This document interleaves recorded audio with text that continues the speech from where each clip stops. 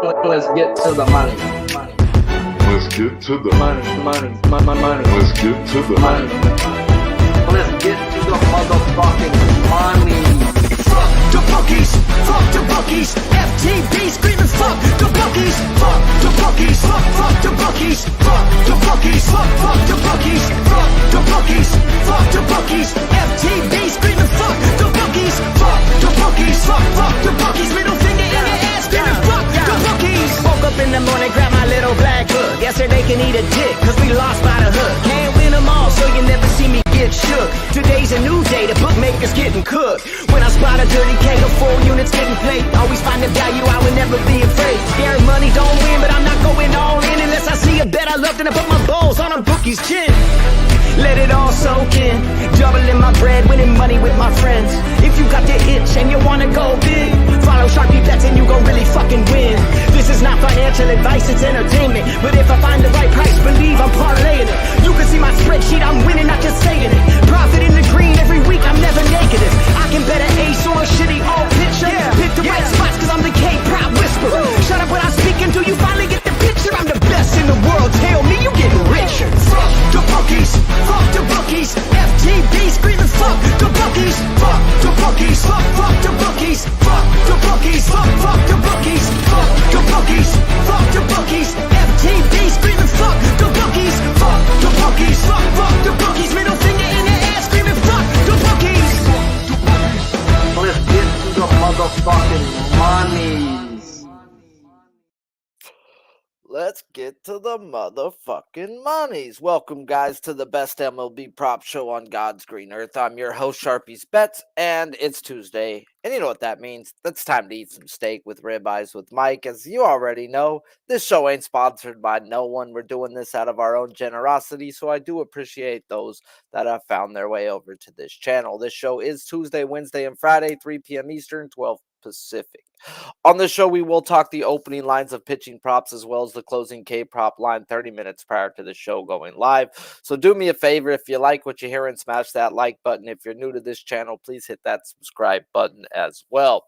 As today, we have a decent card, guys. 2 bets already locked in with a reoccurring theme today right here on the Balking Dead. And that's the Undertaker's here, guys, and he's lurking this Tuesday afternoon. Let's start the day off, guys. Sixto Sanchez versus the Rockies, striking people out at a 13% clip this year, while walking people 8.5% of the time. Morning line was 3.5 minus 128 on FanDuel, where the best line available now is minus 156 to that 3.5 on FanDuel. Pitching outs are not available, whereas earned runs are at 1.5 minus 137, juice to the over. Lineup is out for the Rockies. It is 7 righties, 2 lefties. Sixto Sanchez, guys, was the Marlins' top pitching prospect until this year when this club ran out of options for him, and they had to leave him on the major league roster. They were using him out of the pen to start the year until Yuri and Punk both went down, and they needed Sixto to step up. And in his first start of the season last week, he got touched up by the Braves, going 2.2 innings, giving up 3 earned runs while striking out 3 on just 58 pitches, close to 60. So today we can project him to go out there for about 75. As they know, he's on a pinch count, guys, and that's why there's no outs available for him. And he gets a matchup with the Rockies, guys, where over the last 15 days, they've been nothing to write home about. They're walking below league average, striking out 27% of their at-bats, while also being bottom 5 in isolated power. As Sixto did start some games in 2020, he has not seen the majors since. And when we look at his splits, he has been better versus lefties than righties, whether it being hitting him or striking them out. And he only carries a career 17% strikeout percentage versus the right-handed side. And I thought, man, am I going to back Sixto today? Even though he's on a pinch count, we do expect him to go 75 or 5 innings if he can get there. And the Marlins need innings, guys, and he has the right team to just go pick on, as he is a 3-pitch pitcher. And I thought, guys, that I was going to back him, but I can't. I look at his fastball, changeup, and slider, and they're all down 3 miles per hour from where he was back in 2020, as well as the vertical break being way down on the slider and the fastball. So, yeah, guys, Sixto just has to be healthy for me to bet him. I don't give a damn if it's a great matchup or not. And I get it. It is a great matchup, but not getting there. I'm not paying juice for a guy who's just not even where he was when he first came into the league. Now, does he have a big hype, big name? Yeah, but he's never panned up to the name that he was supposed to be. He's never been a big strikeout pitcher, but he's got the team. If he stays in the zone, he should be able to do it. So I get it if you're on the over. No one's really going to go look to bet this under, as it is the Colorado Rockies, and they are bottom of the barrel when it comes to pretty much anything you want to look at when it comes to striking people out. So I get it if you're on Sixto. I can't technically because he just ain't that dude. But what I am on is the next guy.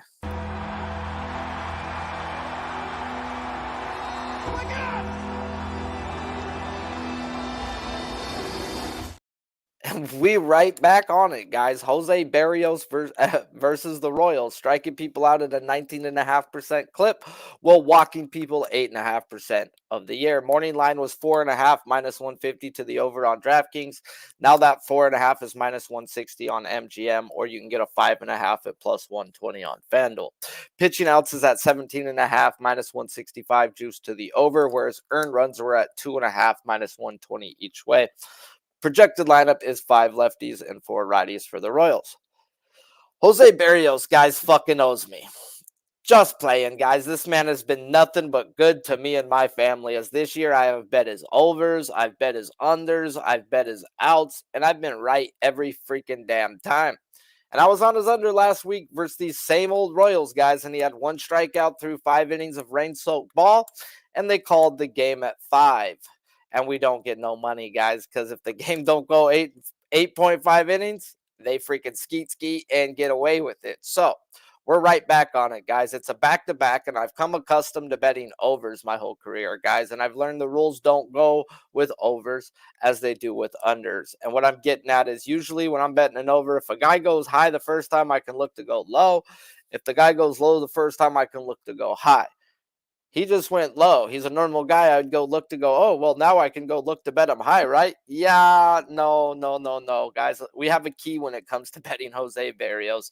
This key has been really good to us since he had his talk with Pedro Martinez last year, and he's become the guy who he is now.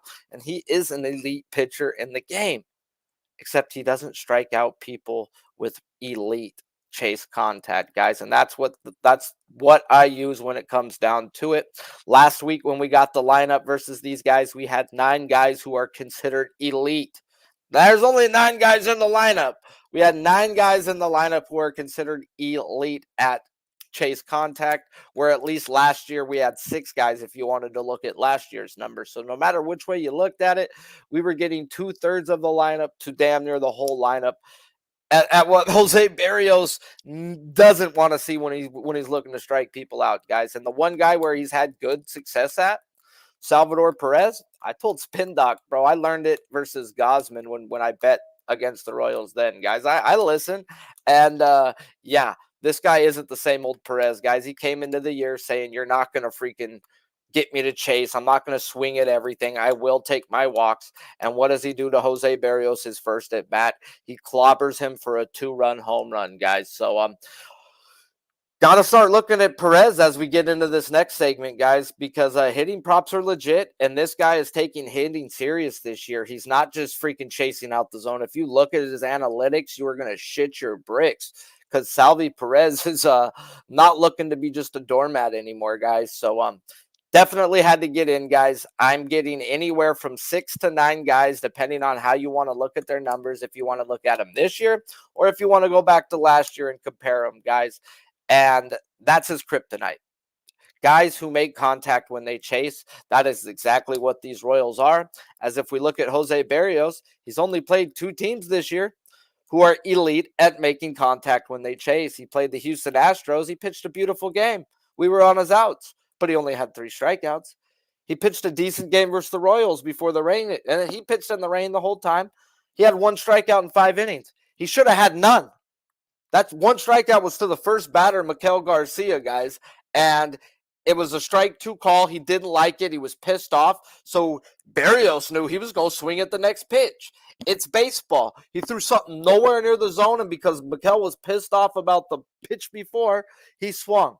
Oh, well. Cool. Still would have cashed the under if the rain wouldn't came, and I'm still on the under again, guys. I got in this morning at under 4.5 at plus 130. I know there's some 5.5s out there juiced. I don't think he gets 5 today, guys. So I'm okay with paying the plus money and not looking for some heavy juice. Jose Berrios can pitch well. He has a career 20.5% strikeout rate versus this lineup. And like I said, Perez isn't that dude that he used to be, guys. So you can drop it down even a little more. This guy's going to have to go 7 to 9 innings to get 5 strikeouts. So give me Jose Berrios under 4.5 strikeouts for the first bet today.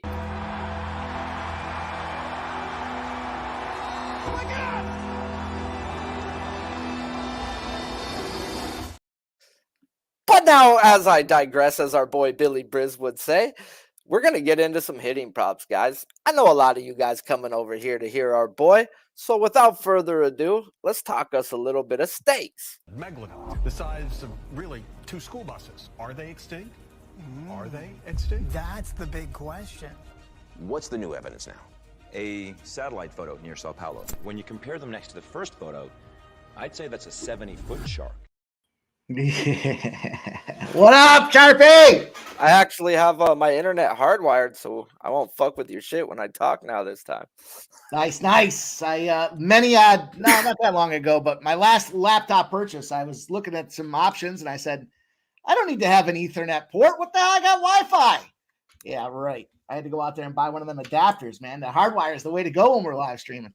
Bro, you have to, bro. If you're not, and I mean, I'm on a gaming computer, and the Wi-Fi still wouldn't freaking keep up with this. So, yeah, let's talk us a little bit of hitting, bro.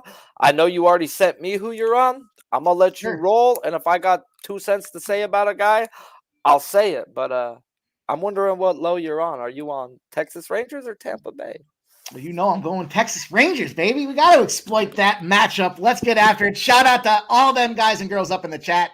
Make sure you hit that like button for our guy Sharpie out here doing this for you guys on the regular, out of the goodness of his experienced heart. This guy's coming out there trying to give you guys stacks of cash and committed from day one of baseball. We're just getting started. It feels like the playoffs should be around the corner here, but my goodness, we're just getting rolling, and it's been a good season here. I hear a lot of sexto talk there, and sexto.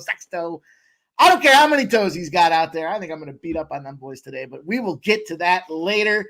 In the meantime, though, shout him out, Tone, T-Mac, Truth Teller, Ricky, Bobby, Woo, Rizza out there, Crypto-ish, man, all you guys, great to hang out and get it done. I appreciate you coming in to hear what we have to say about some hitting props here. You know it's the best damn prop show in the business. Sharpie, let's get into it, my guy.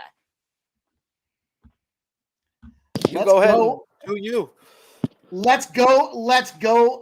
You know, I talked to you guys the other day about kind of some of the dynamics, some of the more metrics-driven approach that we have with hitters that are on the come up in, year over year metrics that are more favorable. We also have to take advantage of cracking away on some of these pitchers that show vulnerability here. And I'm going to start the card off there. We already kind of talked a little bit about it there at the onset here. And this guy's back, man. He's been a guy that has been successful for us. I'm talking specifically about this Cleveland Guardians, Houston Astros game. And what a disappointing season for these Astros. I flipped over. I know we talked Nate Lowe. We'll get back to him. But look, all things considered equal, we're sucker for Tucker when it comes to hitting props here in the 4 spot. And he's starting to find that consistency. He does have 2 at-bats against Carlos Carrasco. He has made contact in one of those opportunities. So not the greatest, but the big number is 3 RBIs. That means everybody in front of him is getting on base as well. Let's look at your daddy. Your daddy, Alvarez, 3 at-bats, 3 hits, 2 home runs, 2 ribbies. Don't be selfish, your daddy. Let Kyle Tucker drive him in there. Alex Bregman, 19 at-bats, 3 ribbies. And Jose Altuve, Mr. Trash Can himself, 32 at-bats, 3 RBIs, all against Cookie. The Cookie Monster should be letting them fly today. And bring your glove to the ballpark here, because I think Kyle Tucker in the spot. We talk about these situations. It's sometimes the gift that keeps on giving here. We got a plus 150 on this guy, and it just doesn't make a lot of sense. I looked at this thing, and I was looking year over year. We talk about the analytics right now. Kyle Tucker, 30 home runs in 2021, 30 home runs in 2022, 29 last year, and on pace for over 36 this year. That means hitting better, hitting more effective. The only caveat, just playing devil's advocate here, I don't like that they're coming off that Mexico City game. Now, one side of me says, you know what? They've got confidence with the bats. They found some success. The runs were getting across the plate, even though there were some stiff winds coming in down there in Mexico City. But at the end of the day, I think this guy's ready to roll. Carlos Carrasco probably gives up at least 2 bombs this game here. And doesn't matter. As long as it's not your daddy in front, just get your ass on second or third base and let Kyle Tucker go in there and drive it home for us at plus 150. That's how we open the card up, Sharpie. Before you go to the next one, I think it's going to carry over. I was listening to the Valdez game because I had money on the first 500 right there with the team total. And they were talking about how the Astros normally, they were like, man, it's the end of a road trip. They're going into freaking Mexico City. You think they'd be drained. And it was the exact opposite in their clubhouse. There were 80% Astro fans. This gave this team like a boost. They were talking about, they were like, it's crazy, but you can feel it. It's different right now. Everybody's coming up to these guys. They're cheering them. Maybe they needed that, bro. Like, who knows? But it was just something that I heard and I wanted to mention on what you talked. You know, fun little experience, an opportunity to bond. You know, I know they're not happy with the coaching transition there, the GM swapping out there. Dusty, they wanted their boy. And at the end of the day, I think this is an opportunity where you come back from a road trip like that. You bonded. Maybe one of those dummies drank the water and got the GI problems out there, and everybody had a good laugh at his expense. But that's the kind of stuff that brings a team back together. And despite that kind of suspect start, it was against a bunch of AL East teams. So, you know, I like this opportunity for the boys. Obviously, coming back from something like that experience, you know, they dial them up great. They treat them like, you know, gods at the end of the day. And maybe that's going to give them that added little fire to make some runs happen. I do like the runs in this game. I do like the Astros the Guardians to probably try to find a way to get this win. But I like myself some Kyle Tucker. He's on the board today to kick us off. And let's roll on. I did this like a dick. I should have gone top down instead of what looks like bottom up, or maybe sporadically, just how I started getting excited about seeing these guys. But game number 2 will stay in Texas, the great state of Texas.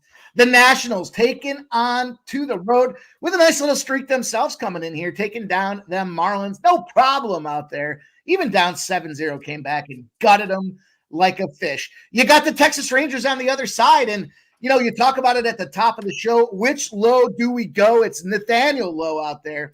He's got Simeon and Seager in front of him. He's sitting in the 3 spot, and he's got Mackenzie Gore, who I think is very vulnerable here. We've got hitting conditions, 11.5 miles an hour, straight down the gut, 85 miles an hour 85 degrees right around first pitch. Huge favorable hitting conditions to get the job done. And Lowe's been finding a way to get the job done. Not to mention, where does Mackenzie Gore struggle to get the job done? Against lefties. He's a .7 overall batting average worse when it comes to the lefties. His OPS is 13 points worse, and his OBA is another 65 points worse against lefties here. It don't even seem fair. We got a plus 210 on Nate Lowe in this spot to me. Everyone's riding that Seager bus. Listen, that was last year. You got to be able, don't be afraid to hit the reset button and find yourself some new ponies to ride on there. And if you're looking for a new one, maybe you take a look over there at Nate Lowe, plus 210. Where he goes, the Rangers go. He definitely needs to get fired up. But sit in that 3 spot just seems like a great opportunity here. Lefty-lefty matchup, and Mackenzie Gore is one of the worst in that situation in Major League Baseball. So I'm riding with my guy, man. Give me Nate Lowe. Let's see how far he can go. Let's get that job done. Plus 210 on the second spot of the card today. And I'm going Bounce Back City, Sharpie. Bounce Back City down to good old B-More out there. Talk about favorable hitting conditions here. We got a couple numbers I'll drop on you guys here. We got 9.2 pretty much going out to center right.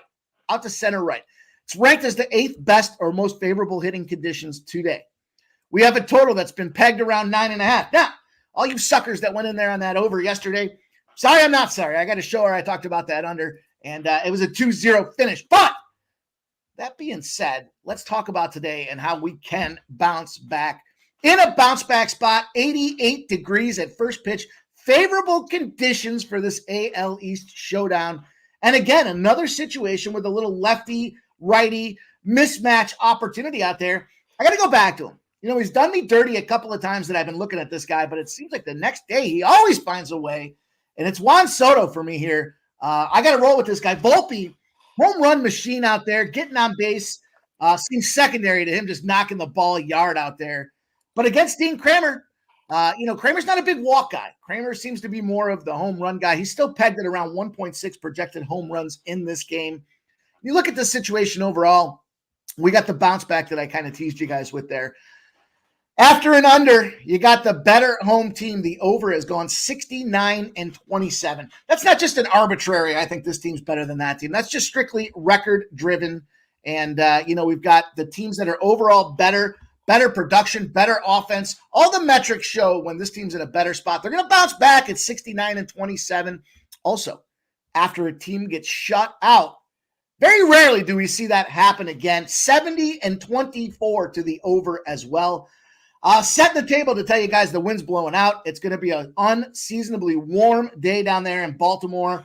You're going to want to bring your bulletproof vest to the stadium. But once you get there, sit down with a Juan Soto ticket in your pocket and enjoy that money. Plus 145 for our guy Juan Soto. Getting the job done for us, making it happen in that bounce back spot, Sharpie. What do you think about Juan Soto? Bring your bulletproof vest to the stadium. You may need it, bro. I think we're in the sweet spot, bro. And Juan Soto in a contract year, bro, you can't go wrong. You really can't.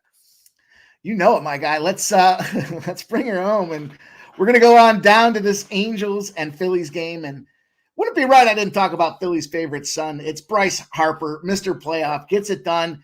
Not a fan of seeing the 8.1 miles per hour down the dick, right across home plate. But big, widely reported steam coming in on the over in this game here. And there's a little inside matchup that a lot of people may or may not be aware of here. And it has to do with one Mike Trout. Had the opportunity. I see these people saying, oh, free Mike Trout, bring him on a team with a winner. Philly wanted his ass when he was in that monster contract year. They even offered him more money than what the Angels were able to cough up for this guy. He just didn't want to play with Bryce Harper. It came out that he's got some beef with Bryce Harper. He didn't want to be involved with Bryce Harper. And I'm not going to get into the weeds behind it. All I know is that's the chip on the shoulder and the motivation we need. You got an on-base average against lefties, and Tyler Anderson, that's 45 points higher when he goes up against the lefty than the righty. His OPS, another 10 points higher when he goes up lefty versus a righty. He's equally bad when it comes to just a general batting average, lefties or righties. That to me means Schwarber can get on deck, Trey Turner can get on deck. I like Bryce Harper to go out there. You look at the pricing with Baum in the 4 spot there. Baum's priced at a plus 140 or a 141, depending on the books that you're looking at out there. And then we've got ourselves a little Bryce Harper at plus 145. Again, the sweet spot out there. Not to mention, if you want to quantify exactly what I'm talking about with that chip on the shoulder feud with Mike Trout, he's hit a home run in 4 of the last 5 games when the Phillies have taken on the Angels. Confidence that Bryce Harper has in going out there. He's got the better deal, the better contract. He's playing for the better team, probably the better city. I'll tread lightly there because LA seems like it's fine. But it's not the birthplace of America. Give me Bryce Harper in them Phillies. Plus 145 out there. Getting it done as well, by the way, when it comes down specifically to how he at-bats there against Tyler Anderson. 10 at-bats, 6 hits, 3 home runs, and 4 ribbies. He's at a 600 against this guy. Small sample, but decent sample when you look across the card, especially given all these new pitchers kind of coming in the league trying to try their stuff out. Man, so 10 at-bats versus a pitcher's a good sample size, bro. Like, realistically, that's good. And something I learned on Tim Anderson while he was pitching one game, because I was on the under, when he goes down in the count, 1 ball, 0 strike, he allowed a 389 batting average against last year. So if Harper goes down in the count real quick, takes his first pitch ball, woo, you might, hey, Tone likes to bet what's happening every pitch and can get stupid money. Start looking for that freaking extra base hit at bat line, bro. A little DJ bet. Man, I'll tell you what, I'm gonna go one more here. I got one more that just it was on the cutting room floor, but just as I reevaluate the situation, I just can't let it go. I can't let it go. I don't know. Maybe it's me. Maybe it's crazy. I'm looking at this Twins and White Sox game. My money's on, and then I've been round robining these things, trying to just get the big score early in the season versus just kind of isolating some of these guys. And I'm going to go back to this Twins and White Sox situation. Now, yesterday was able to successfully, it was sweaty, but the Twins in the under 8.5 was a nice plus 170 in my pocket. I don't know if I'm trying to thread the needle a little too much here, but Michael Soroka, I got to take a whack at this guy here. And the guy I'm going to go to is Julien, the left-hander, in the leadoff position, or at least as it's projected for this Minnesota Twins team here. And like I said, I don't know if it's just getting too cute trying to thread the needle, but let's get that thread on the needle and let's try to get this to our pocketbook here. At the end of the day, a plus 192 spot for this guy. I know there's not going to be a ton of runs, or at least there shouldn't, but some recent Steam reporting shows that there are some expectations in some early runs in this game. So I don't know if that means the bullpens come out there and clean it up, but I'm going to suspect that Soroka goes out there and gets his bottom paddled like the little bitch that he is. And then if you look at this thing, you got Julien in the one spot. Normally not a position I want to try to get involved with, especially with Correa, Kirilloff, Buxton, all behind him out there trying to make it happen. But look at the bottom of this order. Ryan Jeffers, okay. Carlos Santana, okay. Willie Castro, and those guys are two-way hitters out there as well, so there should be some mismatch opportunities against Soroka to get on base, and then let Julien drive him home. In the top spot, there's no reason this guy doesn't get 4, if not 5 at-bats. Think about this. Soroka, where do we get 5 or even a 6th at-bat? If this guy bleeds like a slaughter dog out there, we'll go Tennessee style with a little barbecue going out there. If he starts bleeding all over the place and they go through the order once in the first, maybe again in the second, we got ourselves in the ideal situation to get us a lot of Julien opportunities. And it's plus 192, so I'm going to go with that one. That's going to be the 5th one to round her out. We'll give a little special bonus play with Julien at plus 192 for you guys. Yes, sir. Guys, I typed everyone into the chat as he was talking, so if you want to go back, if you're just showing up, just look in the chat, and there they are. Mike, let them know what you got going on. Let them know about your show, and as well as the live streams that you got going on. Well, yeah, Sharpie, sharp, man. I always enjoy hanging out with you. I see Tone Miggins says riding Gunnar Henderson home run plus 510. It's now plus 380. Favorable hitting conditions in that game. The over should get smashed like a big BBW on a big Friday night with our guy Sharpie out there. But anytime I get to hang out with Sharpie, I enjoy myself and want to come out and bring you guys the goods. Now it's that time. We've been patient. We talked about May being the time where we start to get the analytics behind our backs now and starting to be confident with starting to pull the trigger. So you'll find me here every Tuesday with my guy Sharpie. We'll get done 3:10, give you guys the goods, give you the lowdown on how to get that red meat for dinner. And then you want to come back at Last Call Pub Sports Radio. Follow me Monday to Friday at 6 p.m. Giving out the goods, man. We had a nice board sweepage in the NBA last night. Not just a little 1-0 or a 2-0. That's not a sweepage. A 6-0 is how you roll a board sweepage out there. We got the NHL. We got tons of Major League Baseball today and the NBA back in action. So you're not going to want to move. Can you feel the tension? I can. I can feel it down in my plums. Not no, not no. That ain't no sweep. That's how we roll, Sharpie. I'm excited, man. Things are heating up, seeing the board clearly, and hoping that we go out there and lay the lumber tonight for everybody. Get out there, get them hitter props. It's Dinger Tuesday. I like to call it Tomahawk Tuesday. Let's get these ribeyes in and eat some good red meat, Sharpie. I'll see you next time. The size of really 2 school buses. Are they extinct? Are they extinct? That's the big question. What's the new evidence now? A satellite photo near Sao Paulo. When you compare them next to the first photo, I'd say that's a 70-foot shark. All right, fellas, we are back. We've talked our 2 pitchers. We've got 4 more still to talk. And we've got 1 bet already in, as I am on Jose Berrios under 4.5 strikeouts at plus 130. And let's talk Freddie Peralta versus the Rays, striking people out at a 33.5% clip while walking people just 8% on the year.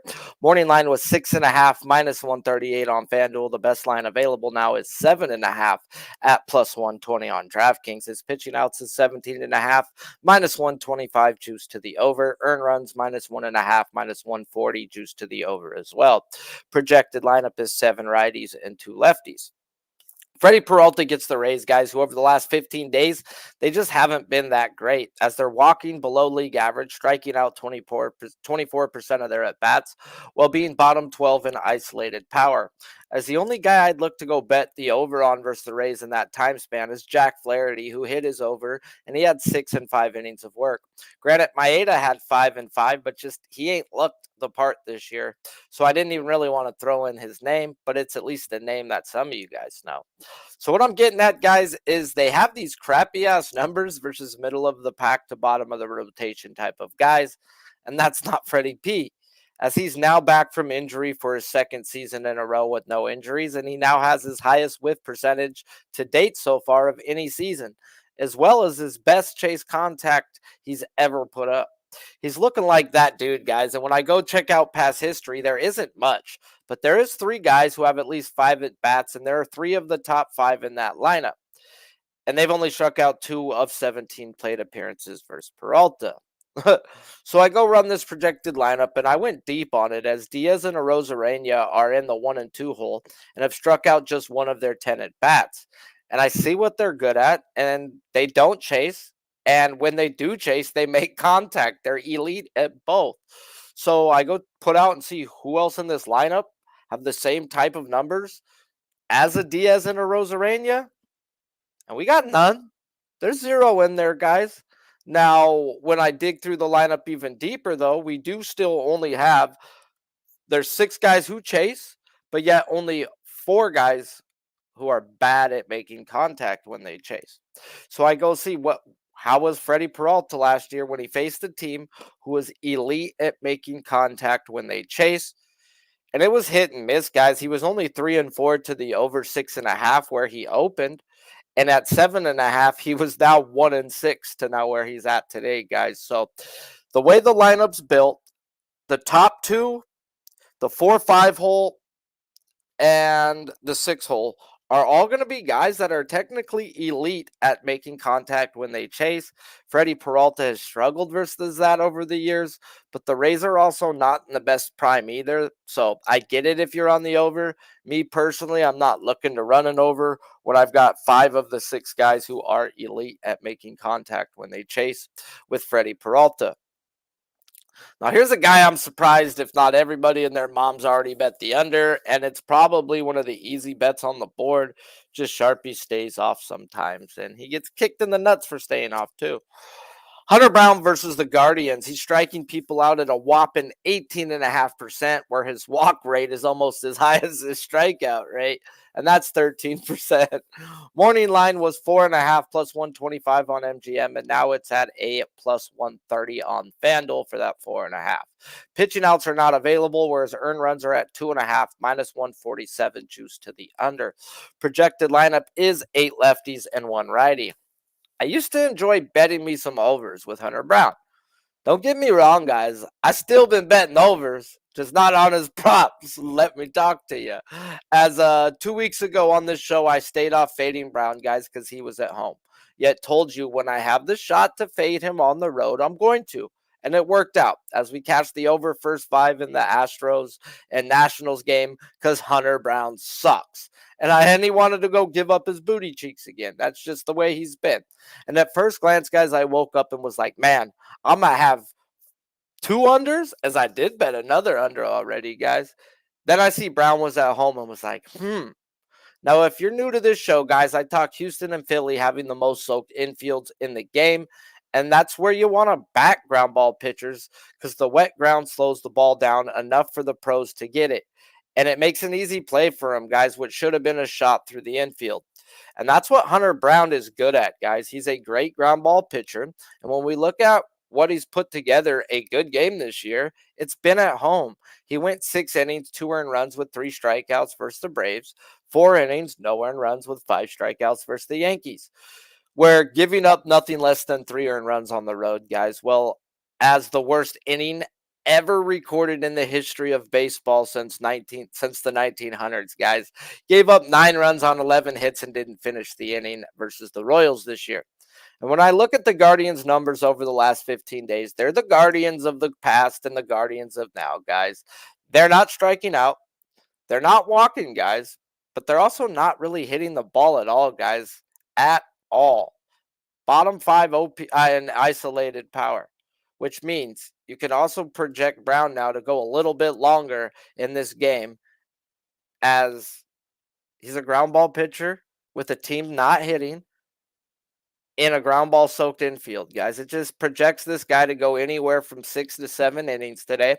He hasn't pitched in 9 days. They've gave him super extra long rest. Today was either going to be Hunter Brown or Spencer Arrighetti, and they decided to run Hunter Brown.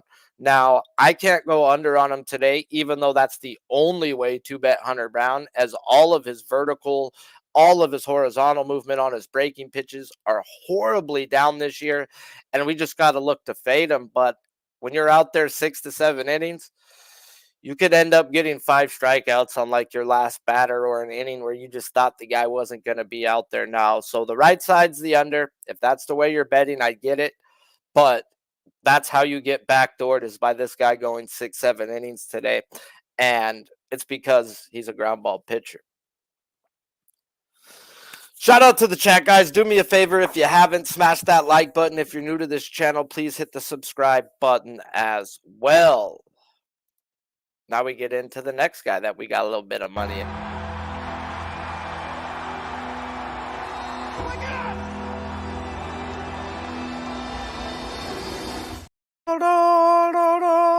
Oh, yes, my Undertaker.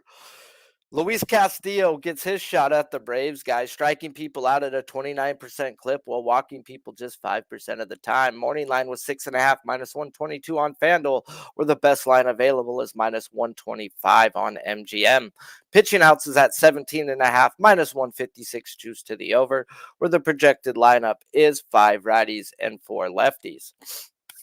What is up with the Braves this year, guys?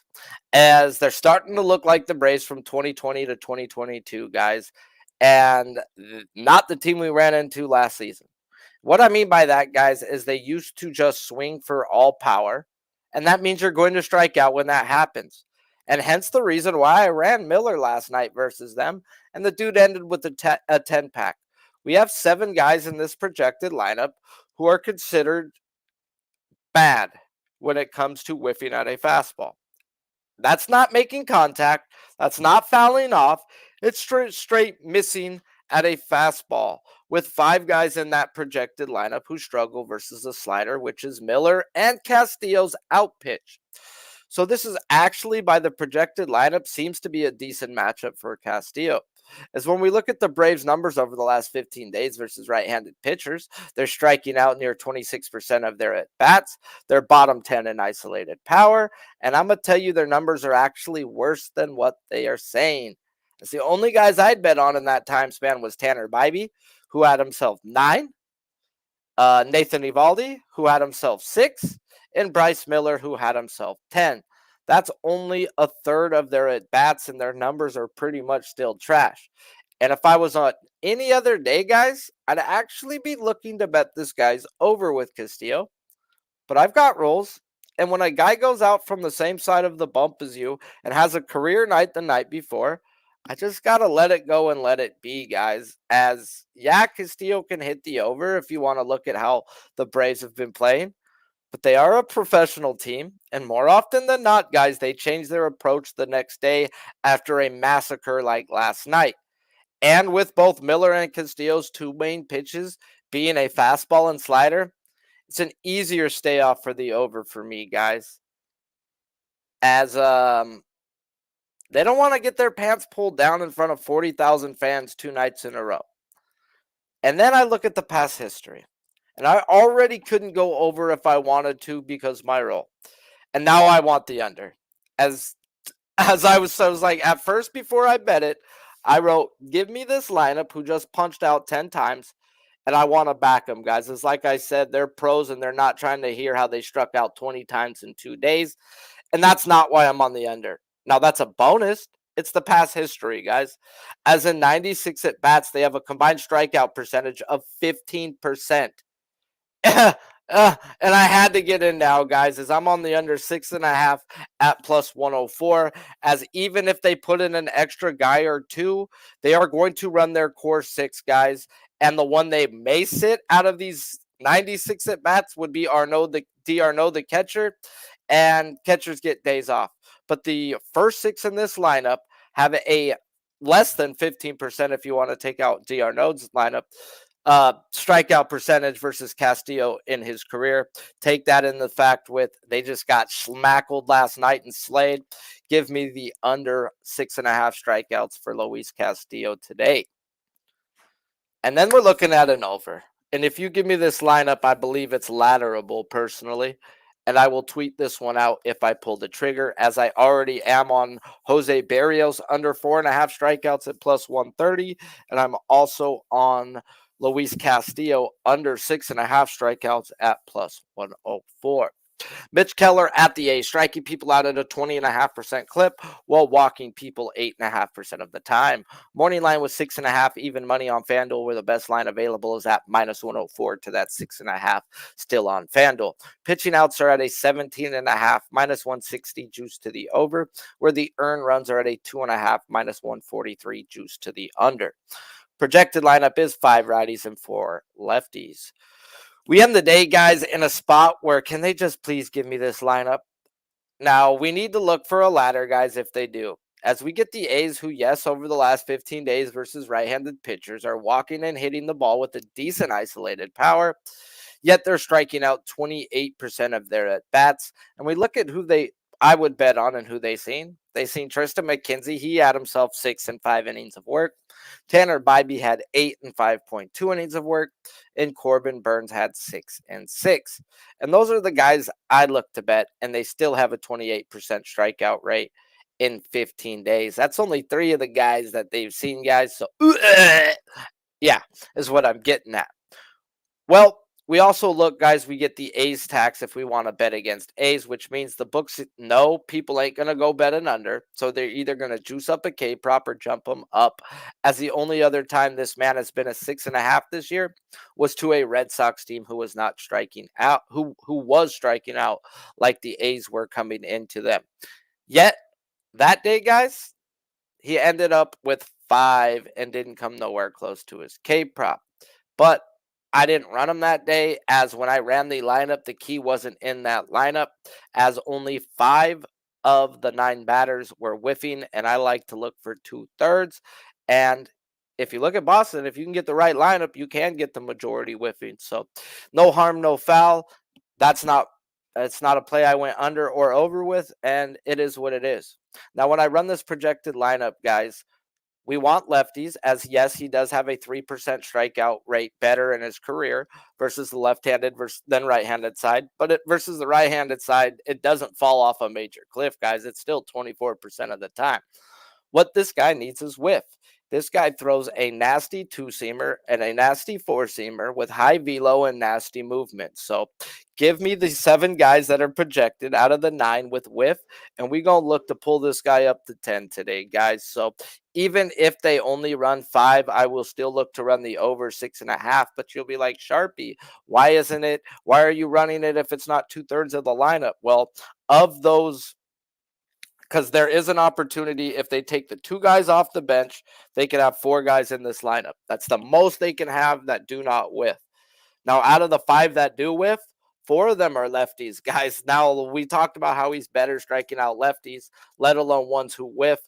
Every one of those lefties will at least be 1, if not a shot at 2 strikeouts, is why I still would play the 6.5, because every lefty whiffs in this lineup. So please keep Toro and Allen on the bench and let me ride Mitch Keller over 6.5 today, guys. I will tweet that one out, as I need lineups to pull that, but I didn't need lineups to bet Luis Castillo under 6.5 at plus 104, as you can always expect the core 6 on a non-moving day with the Atlanta Braves, as well as I am on the under 4.5 at plus 130 on Jose Barrios versus the Kansas City Royals. Appreciate you all tuning in. Almost 50 live today. Smash the like if you haven't. And until next time, it'll be tomorrow with me and Connor Mack. Today we had our boy Mike M on the show, guys. He will be on Pub Sports Radio, 6 p.m. Eastern for the last call, and we typed in all of his bets into the chat as well. Let's fucking win some bets today, guys. Let's stick it right in their damn eye hole. Hey, I'm not able to do memberships and stuff yet, bro. I don't have enough subscribers, but I appreciate it, Justin. Let's just freaking fuck the bookies in the eye hole and Yeah, go do the damn thing. Let's get to the money. Let's get to the Money. Let's get to the Money. Let's get to the motherfucking money. Fuck the bookies, fuck the bookies. FTB screaming fuck the bookies, fuck the bookies, fuck the bookies, fuck the bookies, fuck the bookies, fuck the bookies, fuck the bookies. FTB screaming fuck the bookies, fuck the bookies, fuck the bookies. Middle finger in your ass screaming fuck the bookies. Woke up in the morning, grab my little black book. Yesterday can eat a dick, cause we lost by the hook. Can't win them all, so you never see me get shook. Today's a new day, the bookmaker's getting cooked. When I spot a dirty keg of 4 units getting played, always find the value, I would never be afraid. Scary money don't win, but I'm not going all in unless I see a bet I love, then I put my balls on a bookie's chin. Let it all soak in, doubling my bread, winning money with my friends. If you got the itch and you wanna go big, follow Sharpie Bets.